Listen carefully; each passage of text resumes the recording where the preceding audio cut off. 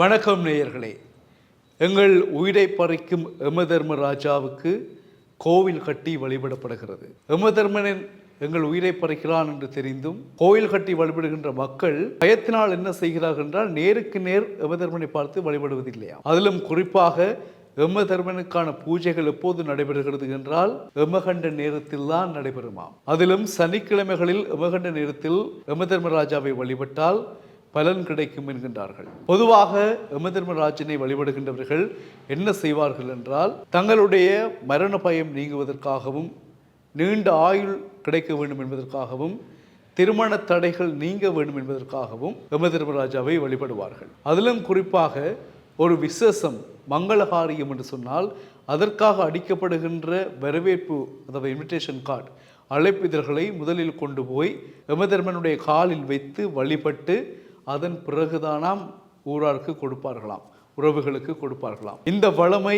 இன்று நடைபெற்று கொண்டிருக்கிறது. இந்த வளமை காரணமாக பல மக்கள் யமதர்மராஜனை பற்றி வழிபட்டு அவர்களுடைய பெருமைகளை சொல்லிக் கொண்டிருக்கின்றார்கள். யமதர்மராஜனுடைய ஆலயம் அமைந்திருக்கிறது இந்தியாவிலே பட்டுக்கோட்டையில் அறந்தாங்கி செல்லுகின்ற வீதியில் 16 கிலோமீட்டருக்குள்ளே திருச்சிட்டம்பலம் என்கின்ற கோயில் ஒன்று அமைந்திருக்கிறதாம்.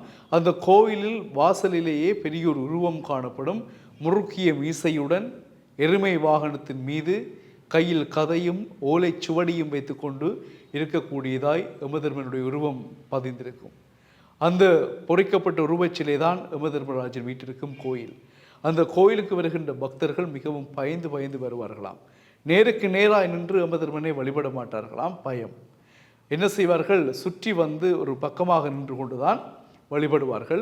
தங்களுடைய ஆயுள் விருத்திக்காகவும் மரண பயம் நீங்குவதற்காகவும் திருமண தடைகள் நீங்குவதற்காகவும் வழிபடுவார்கள். முதல் சொன்னது போல தங்களுடைய யமதர்மனை வழிபடுகின்ற போது யமகண்ட நேரத்தில் தான் அவருக்கான பூஜைகள் இடம்பெறும். சனிக்கிழமைகளில் விசேட பூஜை வழிபாடுகள் இடம்பெறுமாம் யமகண்ட நேரத்தில். பாருங்கள், எங்கள் உயிரை பறிக்கக்கூடிய யமன் என்றால் பயம் எல்லோருக்கும் இல்லையா? யமன் வந்து உயிரை பறிப்பான் எல்லாம் படித்திருக்கிறோம். சின்ன வயதுகள் இன்றைக்கும் குழந்தைகளுக்கு அதைத்தான் சொல்லி கொண்டிருக்கின்றார்கள். யமதர்மராஜா வாரார் சாப்பிடு அப்படின்ற மாதிரி. எனவே இவ்வாறு பயமுறுத்தி நாங்கள் பார்க்கின்ற வணங்குகின்ற தெய்வங்களுக்கு கோவில் கட்டி வழிபடுகின்ற முறைமை காணப்படுகிறது அறந்தாங்கி என்ற ஊரிலே. அந்த சம்பவம் தொடர்பாக இந்த தகவலை நாங்கள் உங்களோடு பரிமாறி இருக்கிறோம். எனவே எங்கள் சைவமும் தமிழும் இணைந்ததான எங்களுடைய வாழ்வியலில் சைவத்தில் கூறப்படுகின்ற சில தெய்வங்கள் எங்களை படைக்கின்ற, காக்கின்ற, அழிக்கின்ற, அருள்கின்ற, மறைக்கின்ற 5 தொழில்களையும் செய்கின்ற கடவுள்களை நாங்கள் வழிபடுகிறோம்.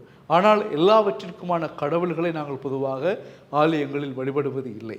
படைத்தற் கடவுள், காத்தற் கடவுள், அருளல் கடவுள் தான் நாங்கள் வழிபடுவோம். அழித்தல், மறைத்தல் போன்ற சிவனுடைய அடுத்த உருவங்கள் சம்பந்தமாக நாங்கள் சிந்திப்பதில்லை. ஆனால் யமதர்மராஜனுக்குரிய கோயில் கட்டப்பட்டது எல்லோரும் வியப்படைந்த ஒரு செய்தியாக காணப்படுகிறது. அந்த கோயிலை காண்பதற்காக அங்கு சென்று யமதர்மராஜனை வழிபடுவதற்காக இப்பொழுது பக்தர்கள் கூட்டம் அலைமோதி கொண்டிருப்பதாக அறிய முடிகிறது. இந்த தகவலை நாங்கள் உங்களோடு பரிமாறி இருக்கின்றோம். தொடர்ந்து இணைந்திருங்கள் டியூப் தமிழுடன். வணக்கம்.